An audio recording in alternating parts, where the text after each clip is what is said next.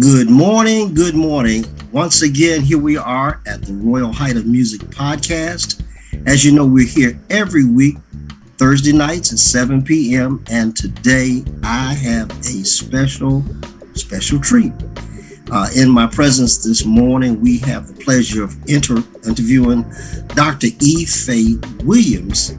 And many of you already know about a lot of her wonderful things that she's already accomplished in life, but we are here today not only to bring people up to snuff about who she is and what she's been about, but also she's got a brand new book about Dick Gregory that I know is going to make a profound impact and insight on the life and history and a lot of the works of Dick Gregory. So without further ado, I'm going to introduce you to Dr. Faye Williams. Good morning, Dr. Williams. How are you this morning?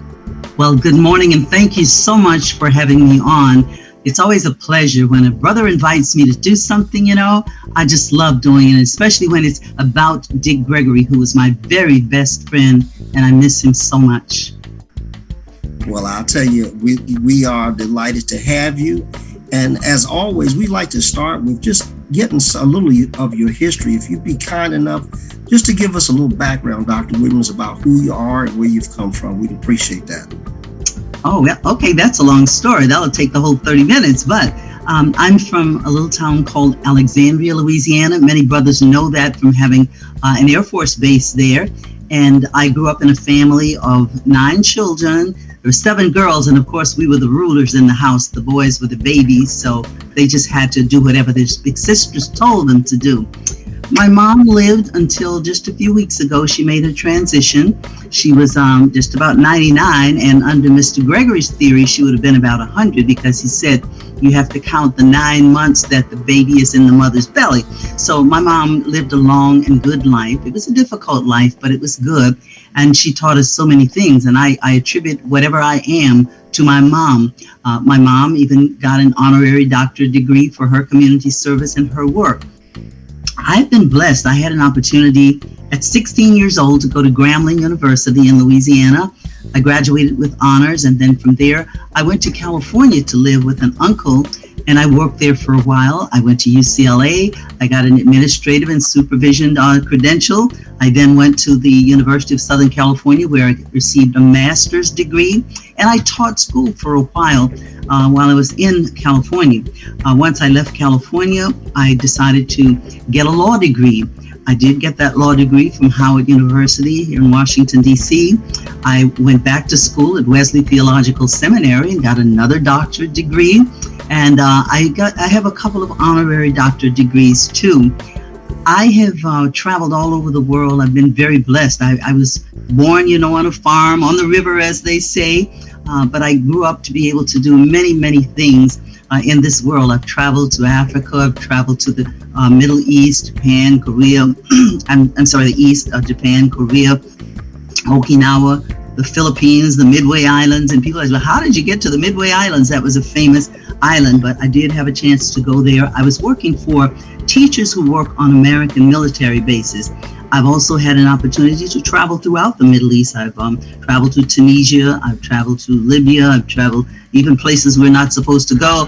I've traveled to Iraq many times before and after. I've traveled to Jordan, and just so many wonderful places. And I've met so many wonderful people all over the world.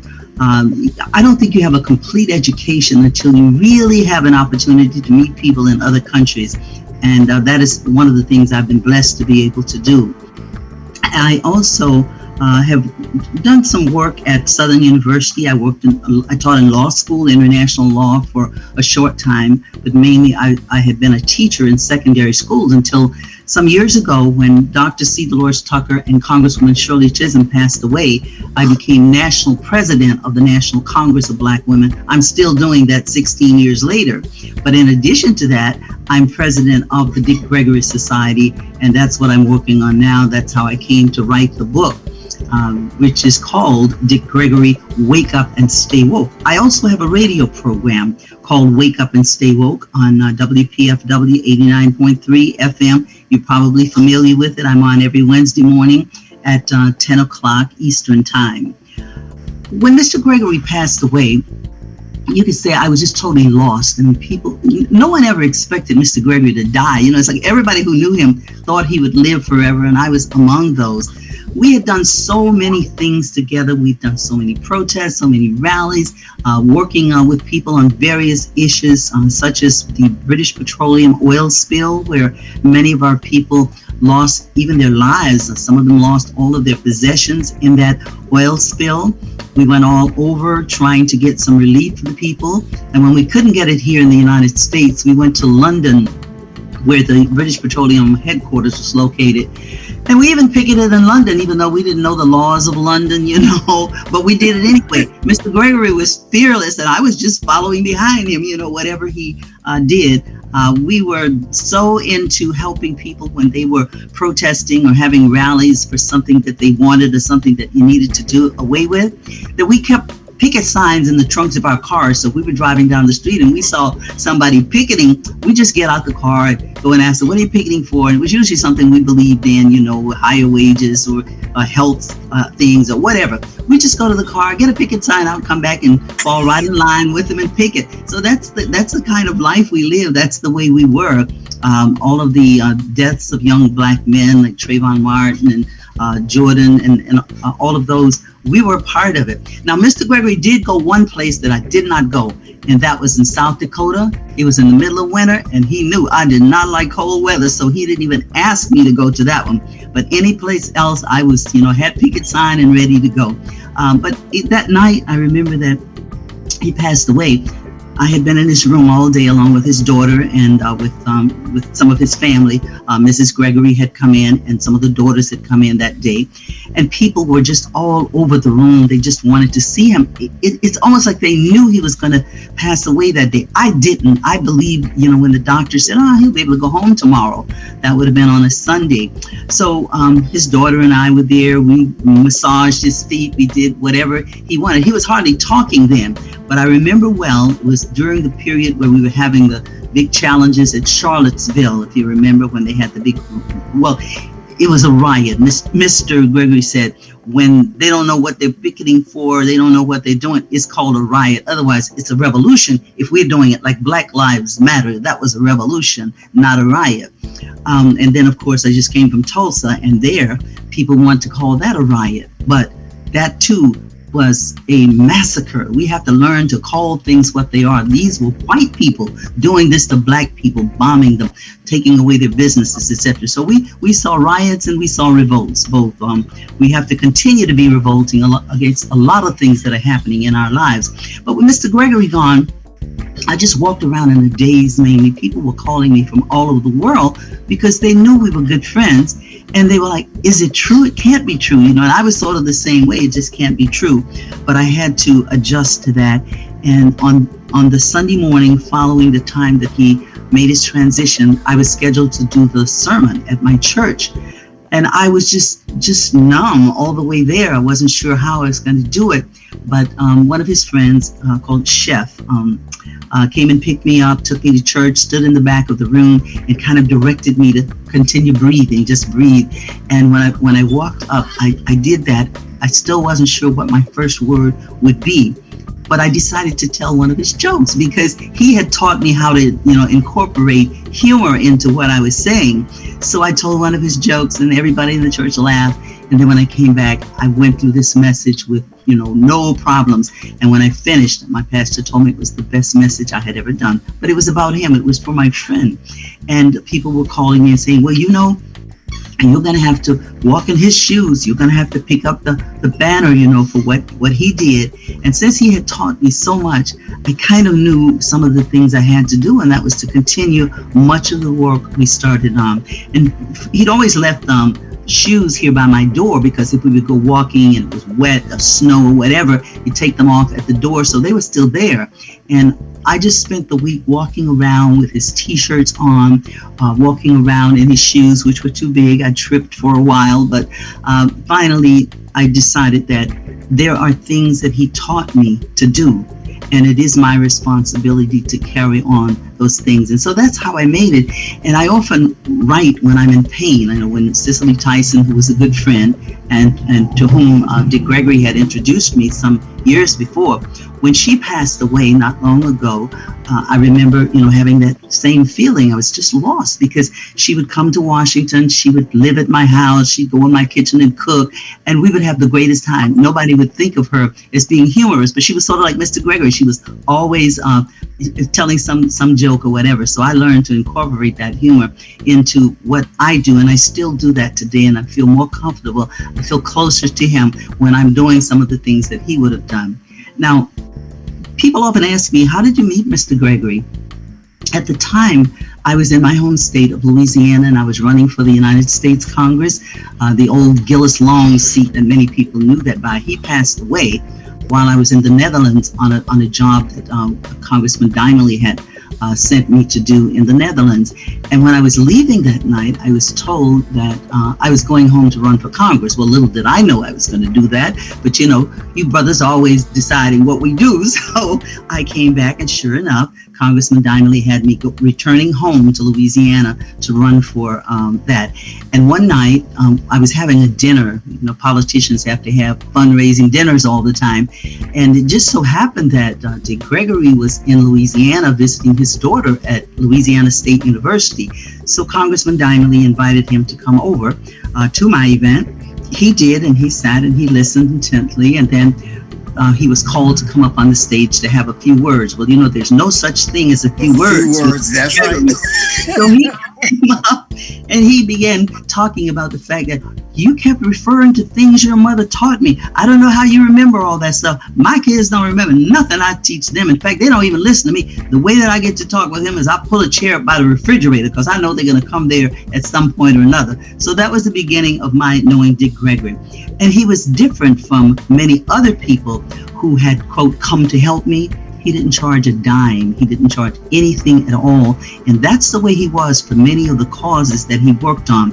If people didn't have the money, it was like, no need of me asking him if they ain't got none. So if he wanted to do whatever it was, he did it anyway. And so later on, after the campaign was over, Mr. Gregory returned to Washington, and I came back to Washington because I just finished Howard University School of Law and I still had a home here. So I did my law degree at Howard. I had completed it when I went back to Louisiana to run for office. I worked I did a doctorate, as I said, at Wesley Theological Seminary, became a minister. So among the things I do, there's so many, but I enjoy work. I'm enjoying working on the Dick Gregory book called Wake Up and Stay Woke. And I've written other books about situations. And as I said, I write when I'm in pain. And I've been in pain a few times in my life. But with Mr. Gregory, different. I knew that I had to continue doing some of the kind of work that he did when he was here with us. And he's really with me every day. It's like my mom, who just passed away a few weeks ago. I have a big picture of her. When I get up in the morning, I have a little chat with her. When I go to bed, I have a little chat with her. And it's the same way with Mr. Gregory as I'm remembering him. I started that program on WPFW and named it Wake Up and Stay Woke because that was the thing he wanted his people to do so much, our people, I should say, to do so much. So I started talking about the day that he left us, and all the people were in his room coming to visit. They were doing the Charlottesville news about what was going on there. And when it got so noisy in the room, he hadn't been talking, but he raised up and he said, wake up and stay woke. You're always talking. You can't learn anything if you're doing all the talking. And everybody got very quiet. And then some of them went out in the room. And little at that time did we know that he was about to leave us because it wasn't until later in the afternoon, about 5:30, 6 o'clock, I think, when his wife arrived and some his children arrived, and the doctors came in and said, we finally found out what's wrong with him. Well, he'd been in the hospital for a week. We thought they already knew, and they started talking about the fact that he was going to need some surgery and they would have to take him over to George Washington Hospital. So we all kind of dispersed and we were going to meet him at the hospital. But I think when he heard that word surgery, he just decided, you're not going to do that to me. And before he got to the transport vehicle, he was gone. And I have not been the same since, but I know Mr. Gregory could find humor even at a funeral. So I've tried to learn to incorporate some humor into my talks now, and they work very well. They keep you calm, and you get people interested in what you're going to say, even though it may be not be related to the subject you're going to talk about. But people like to laugh, and they like people who make them laugh. And I think that's why they liked Mr. Gregory so much, because even in the worst of situations, he could tell a joke. He could make people laugh. Yes, he was. Yes, he was. I had the pleasure of first meeting Dr. Dick Gregory back in 1975. I was living in Los Angeles, and I was just the co-founder. Los Angeles then. Yeah, I spent much of my life in Los Angeles. I was the co-founder of the Mamie Clayton Memorial Library, and we honored Dick Gregory. We had Richard Pryor and some of who's who in Hollywood there at that event. It was hosted at the Beverly Hills Hilton. Wow, big time. 24 years old, and I spearheaded the whole thing. It was awesome. And I had the pleasure of spending maybe about an hour or so in the bedroom and at his hotel at Hilton. And like yourself, I was just totally fascinated by all that he was about as far as his people. He was really a lover of his people. And I picked that up. That was something special about him. And he never swayed from that. That was all the time. Now, tell us, Will, do you have a copy of your book close by? You can hold it up. I don't, I have his other book, but not that one. Those have been selling. So, well, this is the one I have. This is my Bible. Okay. This was his autobiography. So I read that often. And do you know this book was just recently published in Japanese? So there's still a lot of interest about Mr. Gregory around the world. And pretty soon, I'm going to be going on a tour where I'll be signing books. And you'll see my book here because when I return from this road trip, I'm going to be doing 2 here in Washington, D.C., Father's Day weekend. The first one will be at Busboys and Poets. I'm sure you're familiar with that. We're going to do it at the one on Martin Luther King Avenue. And that's the 2004, I think, Martin Luther King Avenue Southeast. That's going to be at 6 o'clock in the evening. Everybody knows it as Annie Shalal's place or Busboys and Poets. And then on the Sunday, I'm doing another signing at my church, which is Greater Works Christian Church at 4053 Silver Hill Road in Suitland. So we have 2 that weekend. So I want to invite everybody to come out to that one, including you. One of them at least at Busboys and Poets or at my church. Yes. And from here, I'll be going to Mr. Gregory's school where he attended school at Southern Illinois University. And I will be going to Baton Rouge, which is in my home state, and Alexandria, which is my mom's church in Alexandria. So we have a lot planned to let people know there was more to Mr. Gregory than just his humor. And that is what makes my book different from many of the other books that you have read or have talked about. Most people researched him and learned some things about him, but you said you knew him personally, and I did too. I mean, it was so well that we'd get up at 2 o'clock in the morning sometimes. He'd drive over, pick me up, and we would go up to the park and walk. I mean, time didn't mean anything to him. Whatever time he chose to do something, that's when we did it. And we often walked very early in the morning. And we'd go shopping for exercise equipment. My house and my office are full of every kind of equipment that you can think of, whether it's a machine or slippers or whatever. If it said it's about health, we usually bought it. So I now walk still in his memory. I've been up to 5 miles a day now. And that's the time I think about him. I meditate and think about all the things that we did together. And we traveled together both abroad and all around the country when there was something to, for us to join a protest or a rally. And, Mr. Gregory was different from a lot of our leaders. He never charged people to do most of the things that he did. If he knew they didn't have money, it was like, well, they don't have the money, so why am I going to charge them? I just want to help them, And that's the way he was. And that is what I have learned to do. And it's not safe to say that, because then everybody starts asking you to do something and you still have to pay the bills. So you got to have a job on the side to do that. But as I said, I do miss him a lot.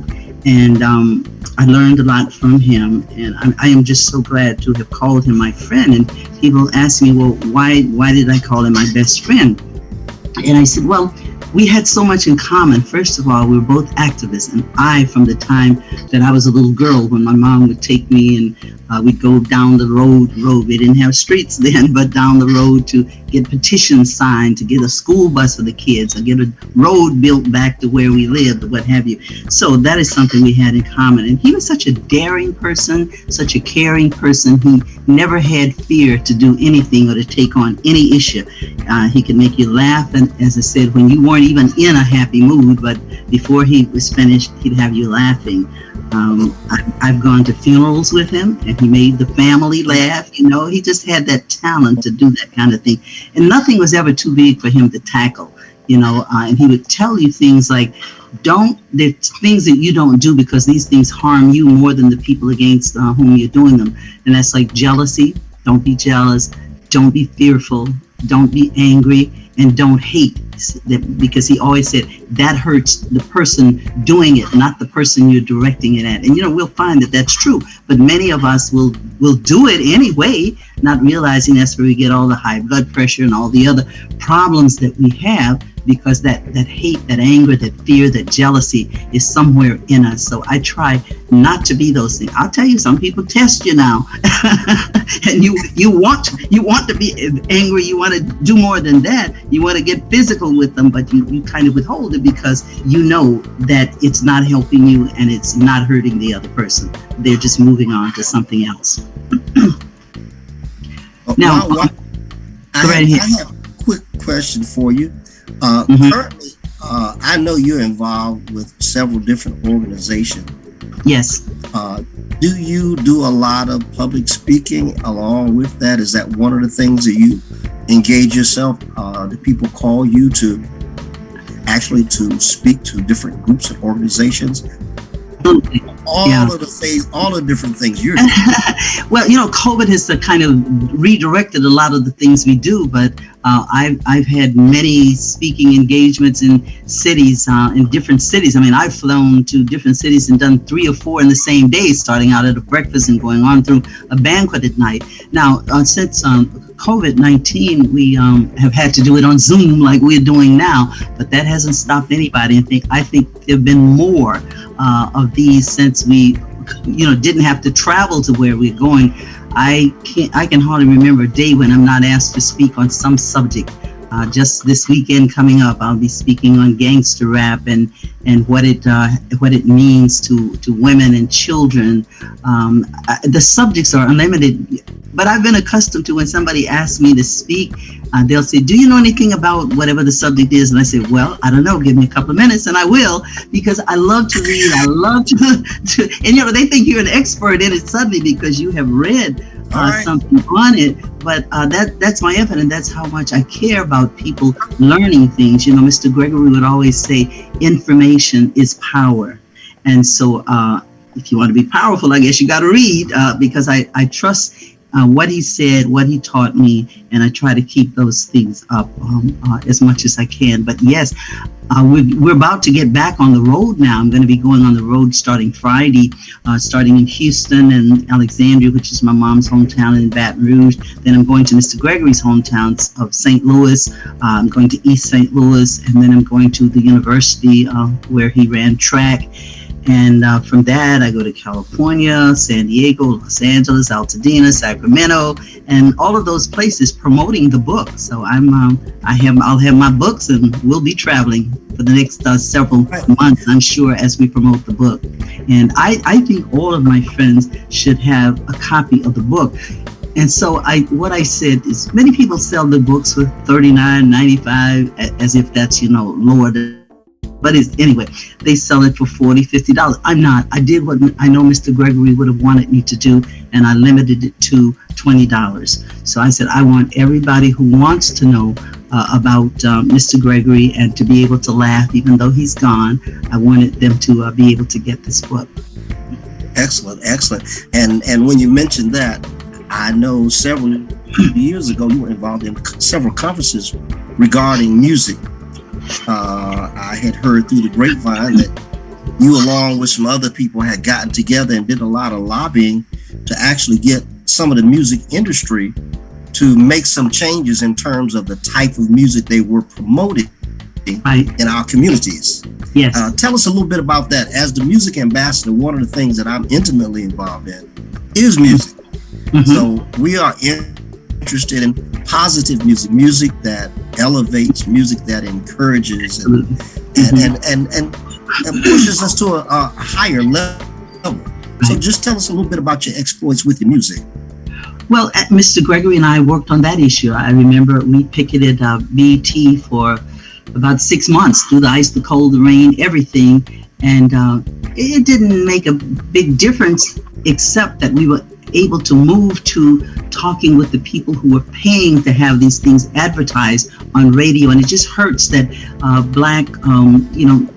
black musicians are either those who have radio programs will stoop to that kind of music that is harmful to children. Even they grow up believing these things about themselves. When you hear every day something about murdering somebody, something about beating up somebody, or using profanity, these little children are listening to this, and it's getting into their minds. So we're ruining the minds of these children before they have a chance to develop. And it hurts to have black men in particular, and some black women, there are a few of those too, but say such mean and horrible things about black women, and it seems to be we're the main target of it. So I have worked with Bob Law, who you will probably remember from radio, Kwabanara Suli, Bernard Creamer. There are just a lot of us. We travel all over. We hold conferences.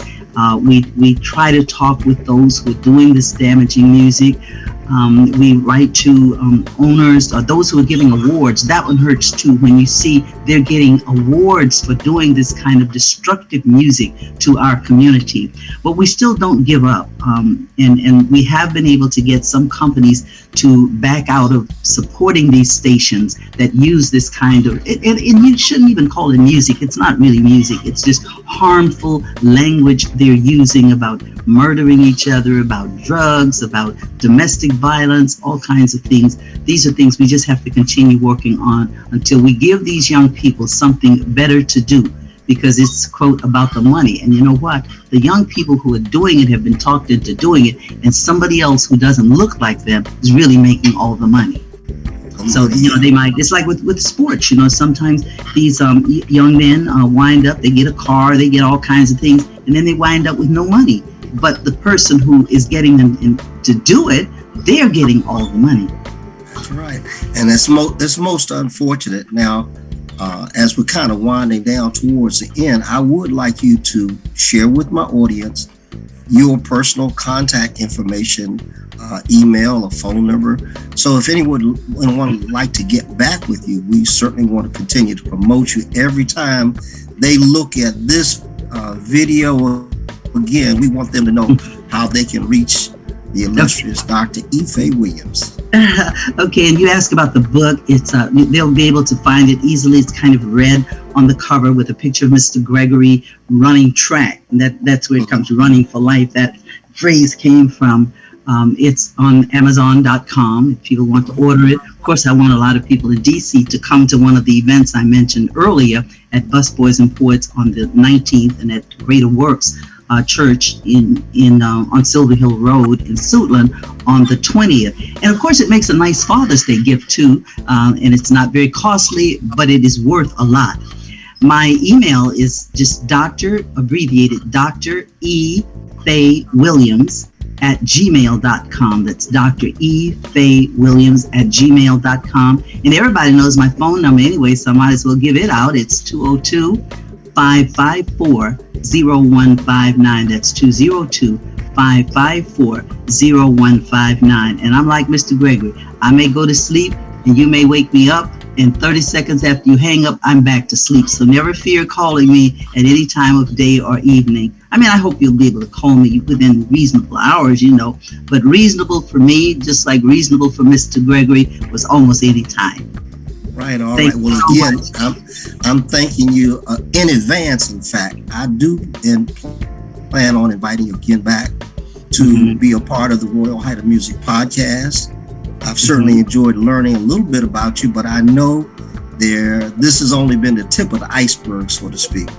But okay, what's funny is Mr. Gregory liked patriotic music. That just blew my mind. I was surprised at that because, he wasn't really big on wars or anything like that. We were both peace activists, but he loved patriotic, marching type music. Well, then when you get a chance to hear my body of work, I think you'll enjoy it because that's what we work with. Okay, and I want to invite you to come on my program sometime. Excellent. And to my audience right now, again, we're going to reach out again. This is Royal Height of the Royal Height of Music podcast, and we invite all of our listeners to work with us. If you're interested in supporting the Royal Height of Music podcast, you can actually Cash App us at Royal Height TMA, the Music Ambassador, or you can call us at area code 240-606-9742, and always go to our website, which is Venro Records. That's VENRO Records with an S.com. There you'll be able to see archived podcasts like the one we're doing right now, and also get back with the people like Dr. Faye Williams, who are still doing outstanding things in our community and really making a great difference. Again, I will be back in touch with you, Dr. Williams, okay, to kind of follow in some of your footprints. And also, I want to hear some more personal stories about Dick Gregory, especially. There are a lot of them too. I can imagine. I've been did you attend Brother Bay's funeral? Yes, I did. I was there. I was on my way to speak out of town somewhere, but I did come, and I was there for part of the service. I was there for the whole thing. It was one of the most memorable occasions that Dick Gregory helped host, and he had everybody in stitches from early on in the celebration of life to the birth. So I know what you mean about the humor. Excellent.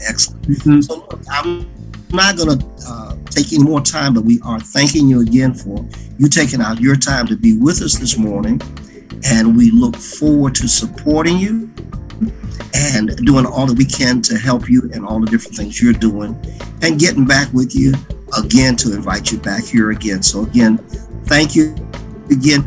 As a closing remark, I'll give you the last few words. Please tell I'm sorry. Some of the young people, just to encourage them at this point in time. Well, I would just say, you can make it if you really try, and there are always people out here who are willing to help you if you want to do the right thing. I was born a country girl, lived on a farm. One would never think I have done all the things I've done in the world, but I learned where there is a will, there is a way. Thank you, Dr. Williams. Again, this is Royal Height. We're signing off. This is the Royal Height of Music podcast, where our byline is taking our music, which is our life, and all that we do to the world. Thank you again, Doc. Thank you. Love you. Bye-bye.